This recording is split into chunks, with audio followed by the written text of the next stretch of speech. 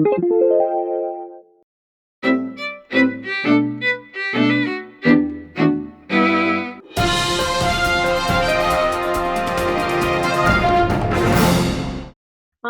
Wendy Feinberg, co-director of the Port Jefferson Documentary Series. Hope you enjoyed watching our closing night film, the very entertaining, amazing Born into the Gig. I am thrilled that we have directors Kate Davis and David Heilbroner, producer Tamara Weiss, and two of the very talented subjects featured in the film, Chris Stills and Sally Taylor, with us for tonight's Q&A.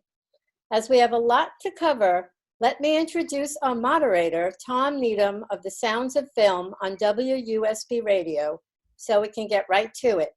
Take it away, Tom. Thank you, Wendy. And thank you for all of you today for joining me for this Q&A. I have individual questions for each and every one of you, but before we get started with those questions about the movie, maybe each of you could just tell our viewers where you're located right now and how each of you are handling this pandemic at the moment. Okay. Who wants to go first? I'll Tamara. jump right in. I'm saying hello to all of you, and thank you so much for having our film in the Port Jefferson Film Festival. It's really an honor to be your closing night film. I'm saying hello from Chilmark, Massachusetts, on the island of Martha's Vineyard. And how is it going? Doing okay, minus fear for humanity and the planet, but myself personally, I'm good. I've got my grown boys with me, so it's really lovely to spend time with my kids. Good. Kate and David, maybe? We are in Danbury, Connecticut. Sort of escaped from the city in March, and like Tamara's situation, we are in a lovely bubble, but I limit my news because it's scary out there and nobody knows the outcome of this from day to day. Actually, nobody knows. The information shifts, but I'm hopeful that humanity will come out all the wiser. What she said. Sally? Hi, I'm Sally Taylor, and I'm sort of chiming in here from the border of Canada, just in case I have to make a run for it.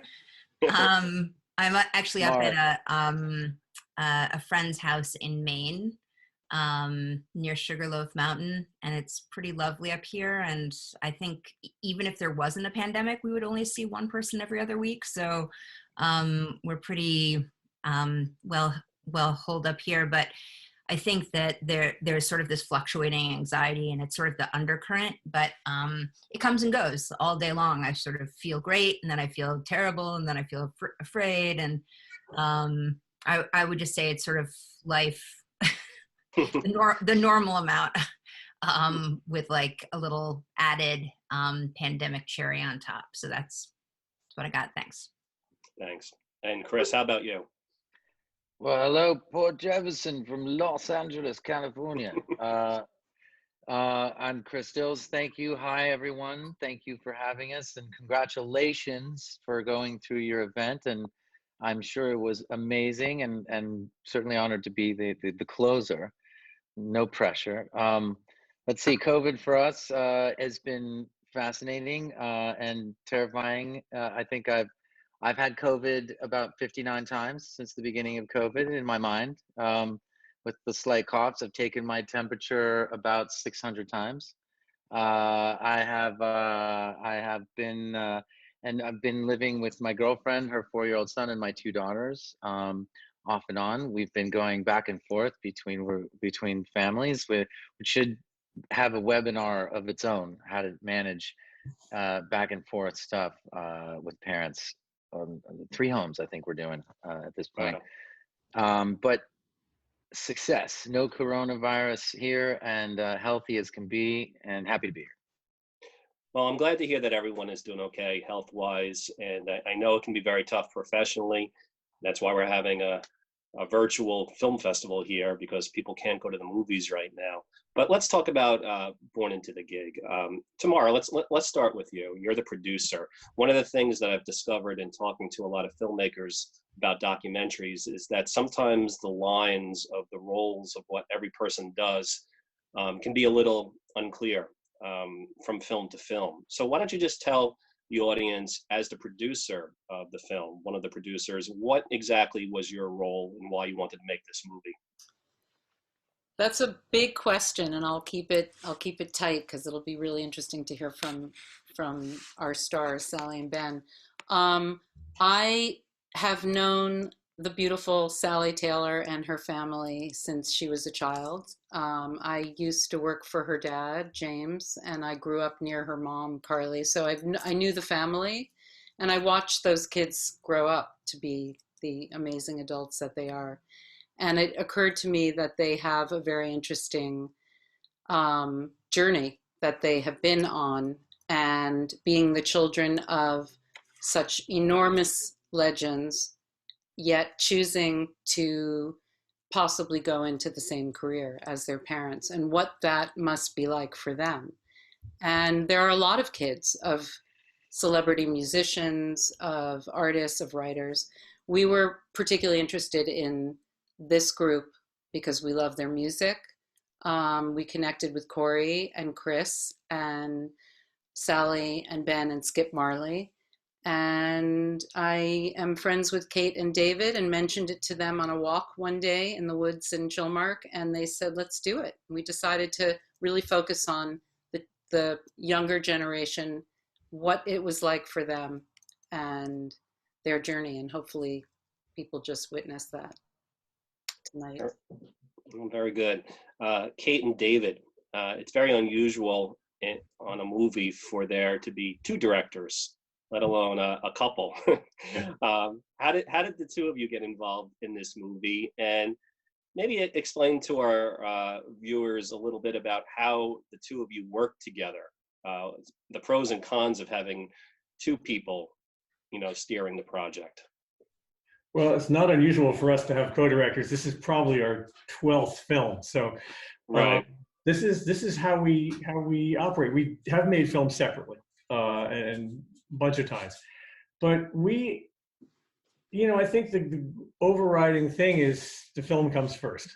You put your personal relationships aside. We never really fight over the film. If we get mad at each other, it's like, I didn't like the way you said "pass the salt."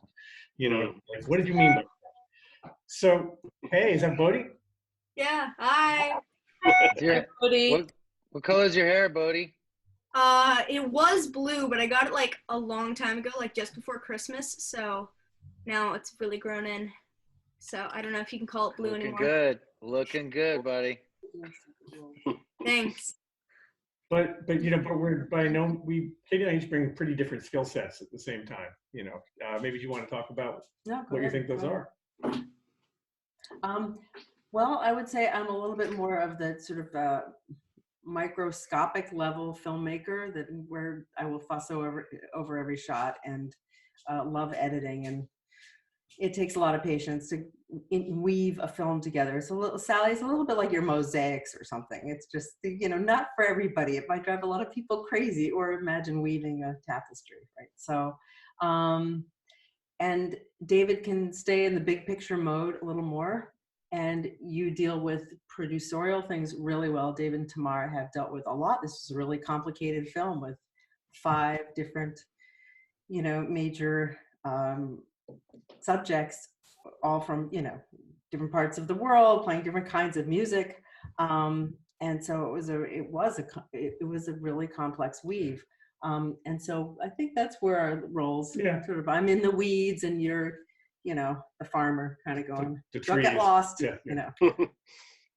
Well, Sally, it must have been a difficult choice to agree to be in a movie like this. You never know how these things are going to go, even when you have the best filmmakers, like it seemed like you did, who you trusted.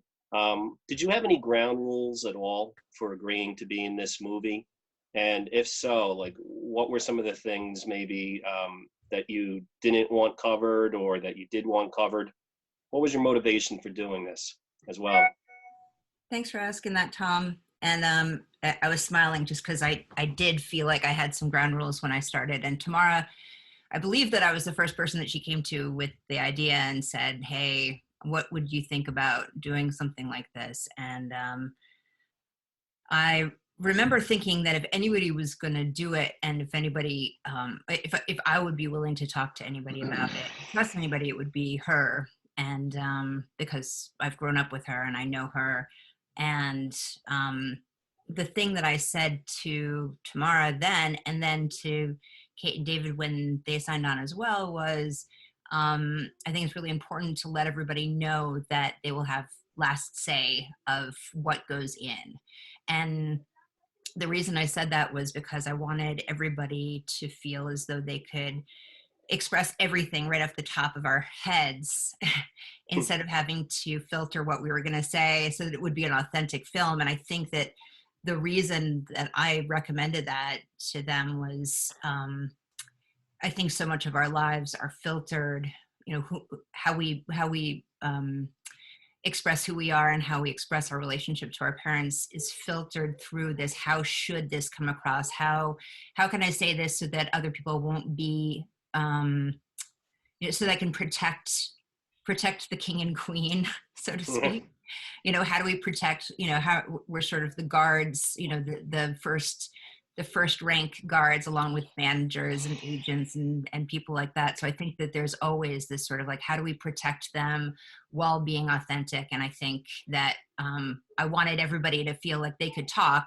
I wanted to feel like I could talk without thinking, oh my God, how is this going to be manipulated so that, you know, I'm either unsafe or they're unsafe. And so I think that as soon as they were like, yeah, of course, like we're not going to put anything in this that you don't give the okay to, I felt really like, okay, I'm going to spill it. I'm just going to say what it was really like.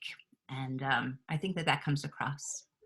And you don't have to tell me what it was, but were there any things that you said that you were like, please take that out?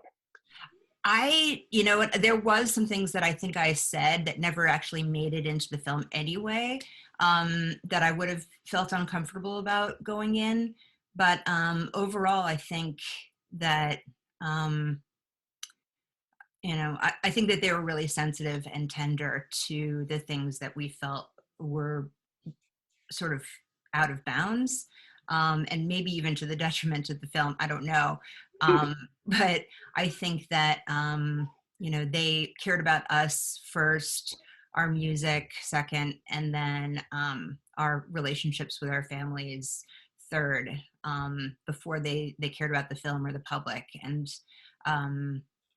I greatly appreciate that and respect that. And I, you know, can't say enough about who I think that they are as authentic and honest human beings.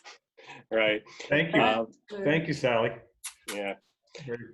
Chris, I was wondering what your motivation was for being in the movie. I know myself, after I watched the film, I instantly went on Spotify and I started looking up everybody's music. I've been listening to a lot of your music, great stuff from all of you. Thank you. What was your main motivation to tell your story? Was it to get your music more well-known? Not that it needs to be that much more well-known, but what was driving you to want to be part of this film? That's a great question, because it's hard. It's an interesting, I mean, from the get, you know, this is sort of some kind of sort of jacuzzi to get into with a bunch of people, you know what I mean? You know, do you want bubbles or do you not want bubbles? You just want to sit, like, we play some music too? What's up? You know, are we drinking? Are we not drinking? You know, I had Tamara, I met through my friend, and also who's a contributor and helper on the film, was Amy Brenneman. And Amy Brenneman called me and she said, please meet my friend Tamara Weiss and just talk to her. I know that probably how you feel about this stuff. And I had a long conversation with Tamara, and I actually enjoyed talking to her, and we soon became, on the phone right then and there, fast friends. And she just told me about Martha's Vineyard. So I'll tell you, my primary motivation to be in this film was to get an opportunity to visit Martha's Vineyard. And I was like, I'll do your movie if you invite me out there and like show me around and give me like a place to stay in Martha's Vineyard. That was pretty much it. But just to get a little bit back to what I was saying before about dipping the toe in the pool, you know, it's like, how do you make a movie and talk about things and around a subject that is actually, you know, like Sally brought up, very protected and there's a lot of effort that goes into what kind of information is disseminated, who gets it, when, how, you know, even questions and answers, Q&As are gone over with a fine-tooth comb. And for me, it was like, okay, I like who I'm working with. I like what I'm doing. Sure, I could get some promotion out of this for my career and get some eyeballs on me. That's always a consideration, but whatever. It is a chance to tell a story, and it's a fascinating one to me. It's like, you know, I always just try and live by a principle: say what you mean, but don't say it mean, and mean what you say, you know, but don't say it mean. And how can I talk about my crazy, insane childhood without throwing anybody under the bus? Right. Like, you know, how do I express myself and tell enough of the truth so that you'll get the point, but I'm not going to make anybody look too bad? And that was always my game in my head. Like, how do I do that? How do I protect the ones that I love and also kind of be honest about what really happened? And it's a bit of a dance. And I think, you know, hats off to Kate and Dave and Tamara for being very respectful of maintaining a certain level of privacy, but also, you know, having us understand that we needed to dig in and share some stuff. And that was a big thing. And I think hats off also to Sally and Ben and Corey and Skip for letting them in. And I think that's what makes the movie so fascinating, because we're seeing behind sort of not the Iron Curtain, but the stage curtain, and like we're seeing into backstage and how all that stuff works. So, you know, I think they did a great job, and the movie is honest and it's raw and it's, you know, it's a beautiful film. So that's what I did. I'll stop talking now. I'll just add that Chris and Sally in particular were completely, totally open to working with us. They let us into their homes. They have both parents still alive today, and we're really, you know, just we're game. They were just ready to go, and we completely adore them. And now Sally and Chris have become brother and sister. Totally. They needed another sibling, so that happened, and that came out of it as well. So we're the proud tribe. It's a tribe. We is. found a tribe. I've found like total East Coast Martha's Vineyard tribe, familia, like just Sally, Ben, everybody, Corey. You know, the only one I never met was Skip. Haven't met him. Yeah. But everybody else, like, really amazing. I love him. Kate and Dave. I mean, like, it's awesome. So. Yeah, I miss those Parisian meals we had, Chris. I'll tell you, I got to be honest. I mean, it's kind of like at this point, we're not allowed to talk about Europe in the house for a while. It's like we can't. It's so depressing. It's like you know what? I miss movies. Yeah, to be more specific, I miss any restaurant. So let's just move on. But I also want to say that because of your openness and the dance you played so thoughtfully, you know, and Sally, you know, you speak of it also as a kind of, you know, managing, you know, the king and queen is so well put, but also really being there for the film and understanding that this is, you know, a kind of slice of life that is multi-layered and I think breaks stereotypes. I mean, that's part of why I wanted to make the film, is because I think that in general, or any documentary that I partake in, generally there's a level of, you know, going into it thinking, you know, people just don't get it, whatever it is. And I'm going to discover that along the way. My sense is that a general public has superficial notions of what it's like to be you guys. And, you know, totally. And so it's really different to meet you and to feel the nuance and hear your specific stories and feel the love and the, you know, sometimes occasional abandonment and the, you know, complexity of trying to then be a creative artist and finding your voice. And, but despite, or maybe because of the specificity of your stories and also your openness in telling them. I think that what really I'm left with feeling proud of in this film is a sense that an audience, what we've felt, what we've experienced in our screenings is that people can see universal meaning from your stories and then relate to you, not like, it's almost the opposite of, well, I can't touch, you're not untouchable. That we all are in the shadow. We all have parents that we never escape from, even if they're dead, you know? And I just love that part of the film, that you've found your voice, and that's, to me, what it's about. I can't wait for you guys to make Born Into the Gig too, so I can watch a bunch of other kids and be like, they're so weird. They seem so weird to me. Oh, like I won't say any kids' family. It's Michael Jackson. It's kids. It's fascinating. Like, Sally, you tell a great story in the movie. One of my favorites, when you were younger and you went to Europe, and you were just trying to fit in with some other young people that you met. And it wasn't until you revealed who your parents were that people started to show an interest. And I think that's sort of a universal story. I mean, to a much lesser extent, I think I mentioned to some of you before, I'm involved with the Long Island Music Hall of Fame. And I've seen that like a little bit myself, very little. But like if people find out like, oh, I know this person or that person, you're all in the entertainment business. I'm sure you've experienced this. Sometimes that will get interest in people. But it makes you question whether people are really interested in you. And so much of what this film gets into is that search for one's own identity, being able to know that people are appreciating you and your art for yourself. And Sally, that was a great story. And I was wondering if you could just expand a little bit on that theme. Yeah, I remember that trip. It was actually an intentional trip across Europe by myself to actually discover who I was without their identity attached to me, and who, how I was perceived by others without their sort of shadow on me. And that's why it was so interesting to me that I found myself in certain situations bringing up their name, because it felt so uncomfortable to be, to be valued in a way that I wasn't familiar with, because I was used to sort of this applause wherever I went. It was very difficult to walk into a situation where I wasn't being immediately sort of paid attention to, or,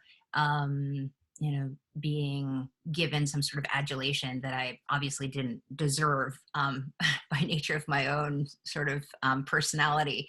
So it was interesting to me that I was bringing up my parents' name, and immediately upon doing so, I would be so embarrassed that I'd done it, especially when my whole hidden agenda was to go and be myself, unencumbered and vulnerable.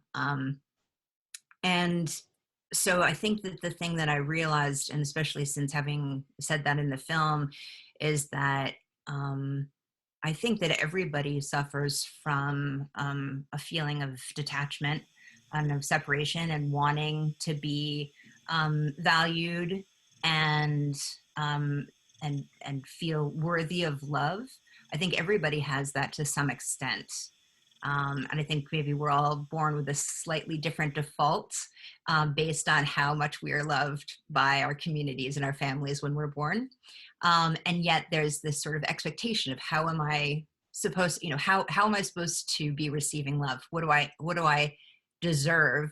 And then what do I not deserve? And so I think that it's always this question of how valuable am I, and how valuable should I be, and how valuable am I, what value does it appear that other people have for me? And I don't care who you are. I think that that's sort of something weird about fame, is about maintenance. That once you get a certain amount of applause, if you're not receiving that on a day-to-day basis, it feels like the expectation that you have of your value has been undermined, and then you have to constantly keep up on this treadmill. And I think that that's true maybe of all of us, and it's just this desire to feel connected, and then worthy of that connection and worthy of that love. So I don't think that that's specific to any of us who are in the film, but I do think that maybe we're born with a certain expectation around how people are going to value us based on when we were, how we were born and the circumstances under which we, received the first sort of blessings from our community. And having had that it's a high bar to set. And then to go into, I'm talking too much, but then going to Europe and not getting that reinforcement felt like, oh my God, I'm completely, I don't have any value. I feel like I don't have any value. I better mention my parents so that I can feel that value again. And I think that that's just like, and it, I think it, it just comes, there's that great Schopenhauer sort of hedgehog's dilemma thing where, the hedgehogs are cold. And so they bundle together as a group to find warmth and then they prick each other and run away. And I think it is that is the nature of the human condition of, wanting that comfort, wanting that warmth and security, and then, bristling at the fact that we needed it at all to begin with. So. Sure. Well, I'll ask the filmmakers, was it difficult for you? Because on one hand, you have a responsibility to make this movie that's going to be successful. Probably that there's going to be this interest out there and seeing some footage of everyone's famous parents and getting little insights into people's homes. But at the same time, that's exactly not what this movie is all about. Yeah. So I don't know how you did it. Like, how did you strike a balance between giving a little bit of that, what was necessary, but at the same time respecting that this is really a movie about something completely different? I mean, I think it's a lot like the hedgehog thing that Sally was talking about. It was our hedgehog dance. We wanted we wanted Chris and Sally and Ben and Corey and Skip to open up about some of the most sensitive things you can ever ask anybody on camera. Tell me how you feel about your mom and dad and what it was like growing up with them, and what are the issues that have maybe perhaps plagued you or made you happy, but a lot of them didn't make our subjects happy. You've seen the film. And to ask somebody to do that when you're going to show it in front of an audience of strangers, you're asking people to be in a very vulnerable space. So I think I'm really happy to hear that Sally and Chris felt like we balanced that thing. But we wanted to push them to be open and figure out what was there. But you also, I guess, and as Sally said at the beginning, they had to know that there was a safety net.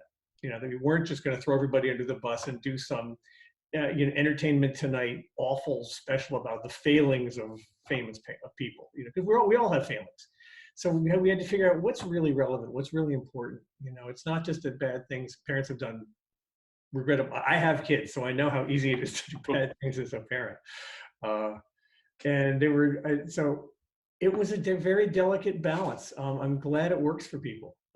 It's really heartening. We were trying to hit universal themes. We all have parents. This cohort happens to have parents under a microscope that's extremely intense. Also, I think, we had to show, this was about the kids. This was about the children of these well-known musicians, but who are also musicians themselves. But you have to show a little bit of who these parents are so that you can see where the bar is being set. Yeah. And I think everybody in the whole cast really talked about what it's like to share their own love as a child with their parents, with millions of people. I mean, everybody really touched on that. And that alone is just a really interesting thing. Most families, it's the parents and the kids, and that's it. And when you're in a family like Sally and Chris have, there's a lot of other people who love your mommy and daddy too. So that's something that they have to wrestle with. And I think, again, they spoke quite beautifully to that in the film. It's funny. I think just to touch upon that a little, it's interesting because in life in general, right? Just taking the parents out of it and just on a broader sense, it's all about who you know. It doesn't matter where, you just kind of, it's in the entertainment business. It's like, who do you know? Like, it's all about like, what relationships do you have? And like, I don't know, like in the cheese thing, you know, it's like in my life growing up, I always had, you know, I had this, we have our parents, we all have our parents that do these jobs, but at home, their families and whatever. And like, you know, when my mom would come home from the road and be away from people, like she would be into things. Like she would love to go to the flea market. She loved to cook, you know, she loved to do, like, there was this separation of what's kind of more normal and whatnot. But like, I always found that fascinating. But then as far as like flipping that around and seeing like where you find value of for yourself, like that was her finding value for herself. That's what she's into. And that's what made her feel good as a person. She didn't need anything else than that. And the accolades and all that stuff and the sort of eyes on and that sense of self-worth that you get out of that is something like that, you know, I think I grew up trying to separate. And I so always separated those two things. I had one parent who was, that's all it was about really. And I had another one that was more about life and continuing on and traditions and more of a familial atmosphere. And that was kind of the job. And it was an interesting thing. And, but I totally ran into that. I would run into that thing of like, do I drop it? Do I drop the little mic bomb in this little party social atmosphere? Because I know it's going to work. I know it's going to be, everybody's going to be like, wait, who are you? Huh? Like, let me get everybody's attention. Let me make it really about me, because you know what? I can. I have that kind of little thing. I have like this ace in my back pocket that I can pull and be like, you guys have no idea. There's a certain power in there. There's you know, the fact that Sally went to Europe to go find that, to go look for that. I get it. I totally understand. Like, I want to be divorced from that shit. I don't want to have to think about it. I want to find myself for who I am. What am I about? We all had to grow up with that. I think regardless, it's like, I don't know how I'm sort of reaching in my mind for this relation of where to find self-worth in a cheese shop with you know, versus like, you know, versus with famous parents, you know, or whatever it is, you know. Oh, you know, you walk in, it's like, I know the best baker in town. Really? Tell me. Like, let's look at you. I know the best this, I know the best that. It's just a thing that people do. It's like, well, my parents just happen to be like iconic, like change the lives of many people, and like they're just praised and loved and adored to a fault sometimes, you know, when it becomes dangerous and we have stalkers and like it gets weird. But you know, and it's just that trying to make sense of that, trying to like walk that path, and where there's no book on that, there's no instruction manual. We have managers that protect, and it's like, don't talk to that person, da, da, da, da, like, you know, we have protectors that are out there trying to like help and do that for us, to a fault sometimes, because we let other people give power away and let them do it for us, where we just have no care in the world and are void of all responsibility. And it's like, whatever, I'm famous, I can do whatever I want, or, you know, using it as an excuse. And again, that inner journey of self, you know, it's like, we try to have these extra curricular mental, you know, I want to use swear words right now, but you know, it's like these mental, like, you know, like, this is enough to drive anyone nuts. But I think, you know, music was our outlet. You know, we related to our parents. We found the magic of music. I certainly did. And I found certain point in my life, I didn't care anymore. I was going to do my thing. I was going to just, you know, and I just, you know, you find it, but you know, that self-worth thing is, it's a tricky little MFer, you know. Yeah. And it's for us, I think, you know, it's like we have big shadows over us, and we're trying to kind of break out of that shadow.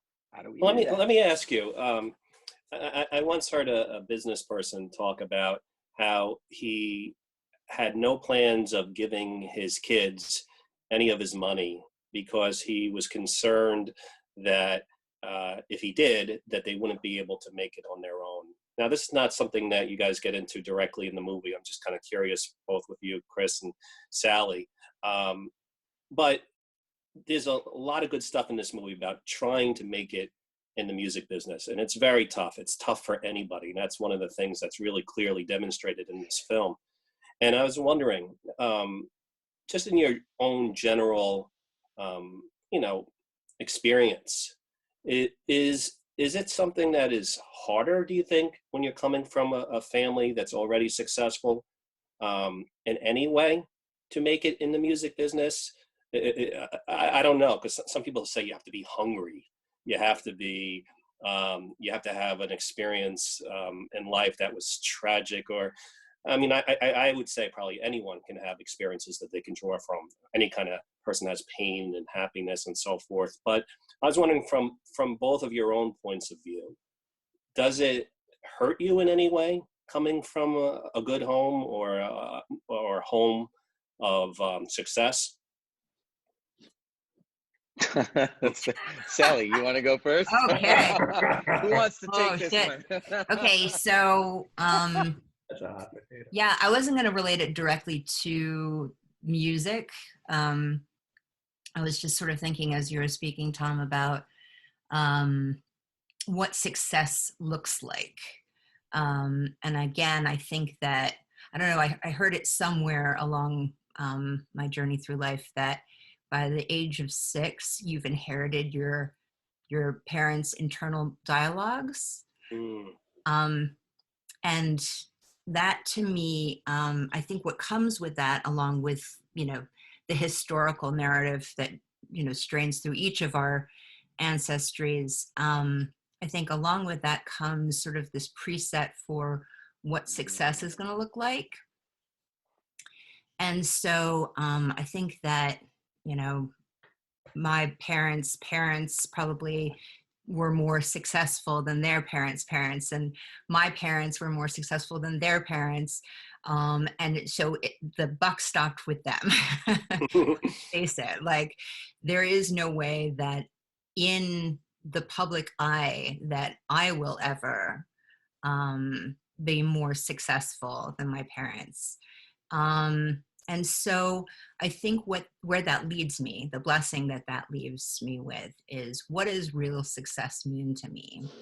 And in this time of coronavirus, right, when there's very little possibility of external success motivated action, I think the opportunity for me and a lot of people I've been speaking with is this sort of, what is a quieter life? What does a smaller life look like? And how can that be successful?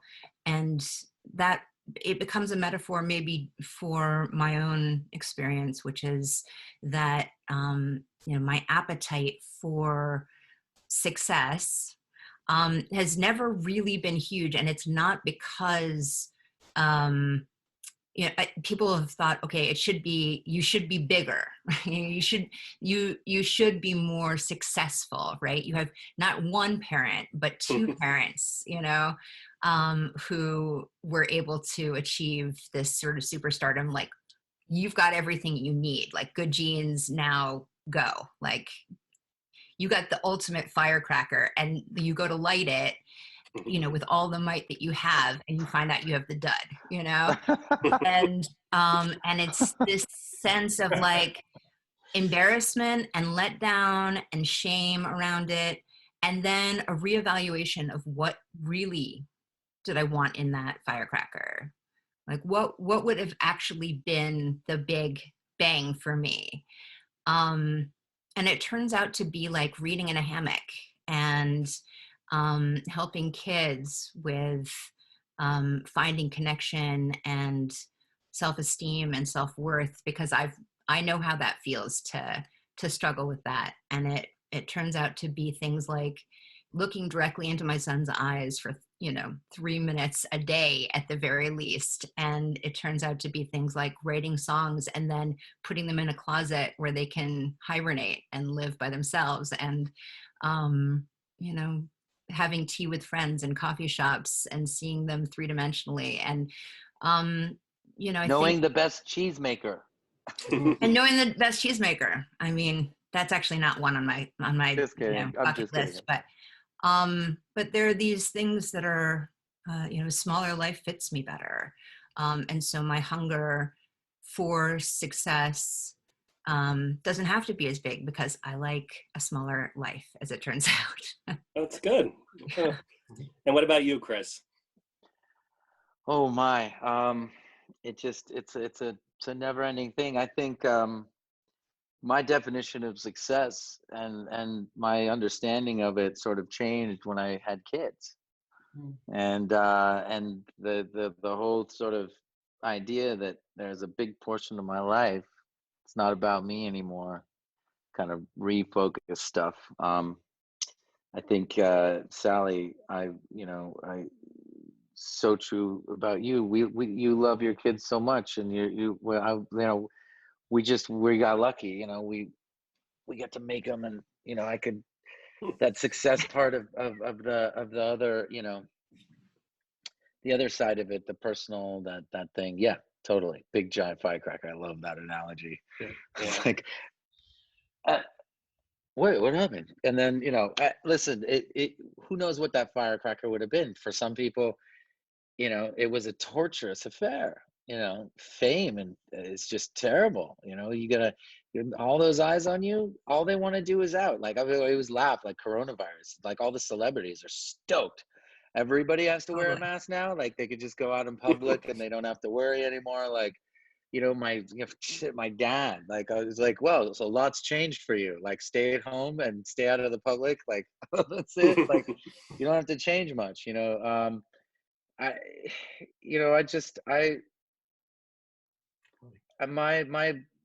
I just love, I have what I love in this world. I love my kids. I love my family. I have a true, like, it calls me. My success really is not dependent on, I don't know. It's like, what makes me happy? Like, I am happy on stage commanding it. I am happy on stage, like, connecting with other musicians. I'm happy singing my guts out. And I'm happy when I reach out and touch someone, and when somebody understands a song that I wrote, like something that I shared from my life or my story or my thing, and it changes their lives in a positive way. That is success. I heard a song, I'll never forget it. It's called Trouble. And the trouble has fallen on you, but the trouble will make you strong. And this woman wrote me, and she said, my husband was beating me and my kid, and I heard that song, and it gave me the strength to leave the guy. Wow. And that, I'm sorry, but like, it's like, that's cool. Like, that's cool. But that's one little success. Like, all the rest, like, I don't know, we have choices in life. We get to pick and choose our battles. We get so many options. It's like, I get to choose how I spend my time most of the time. Sometimes I got to do stuff I don't like. If I could do something for 12 hours, I could keep it up for a lifetime knowing that I didn't have to, that kind of thing. But yeah, it's again, it's tricky. Yeah, we definitely, like I said, we have a big shadow. We have big shoes to fill on that stuff. Sorry. Yeah. Okay, I'll say that, and I will keep it there. I'll just next question. Moving on. Okay.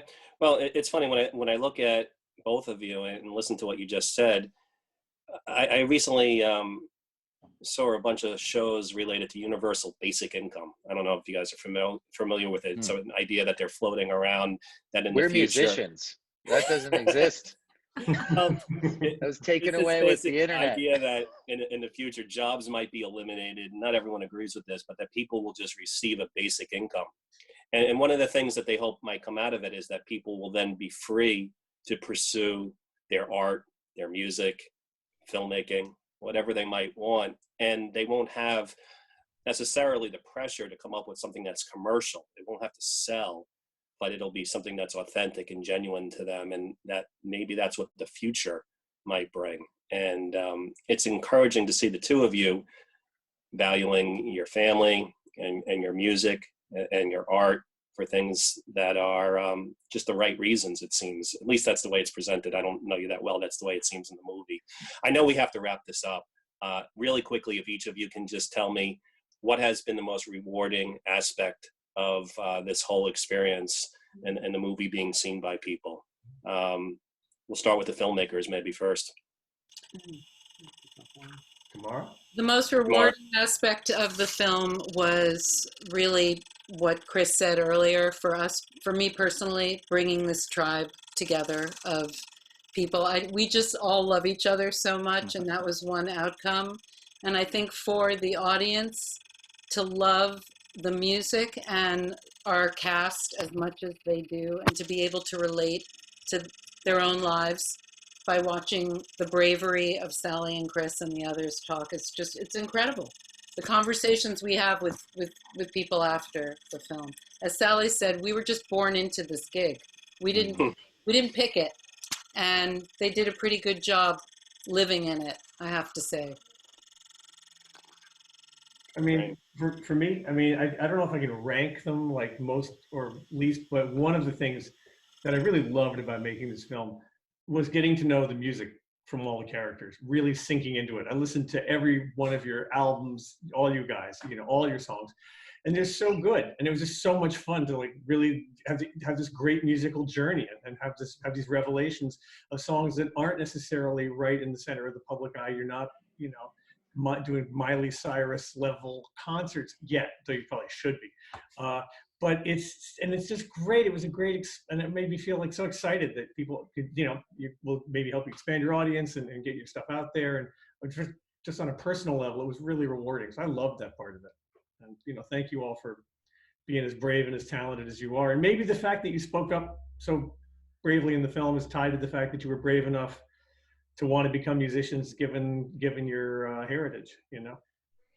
It's true. The whole thing was, yeah, an exercise in courage. I think Tamara, was very courageous of you to even want to do this film.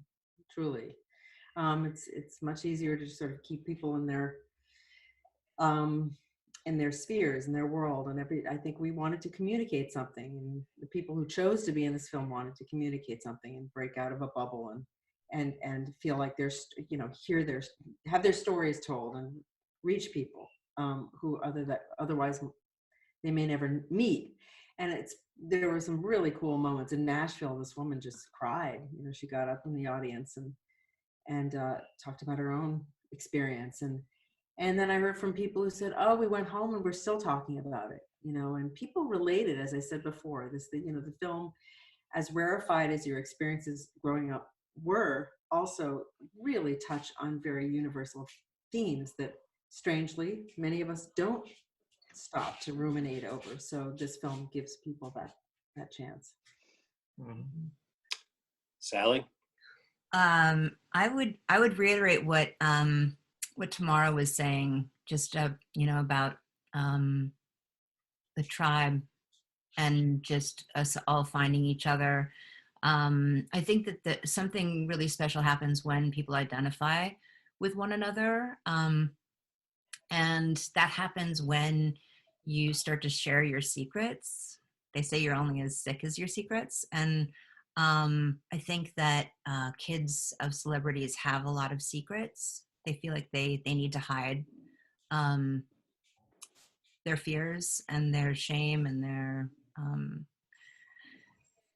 unworthiness, etc. And I think that when we all come together and have the opportunity to identify with one another, especially at our lowest base, you know, denominator, you know, our humanity and who we are, and the base needs that we have to be loved, to be valued, to be seen, to be heard, to be, you know, just broken and beautiful, that something really magical can happen and healing can happen,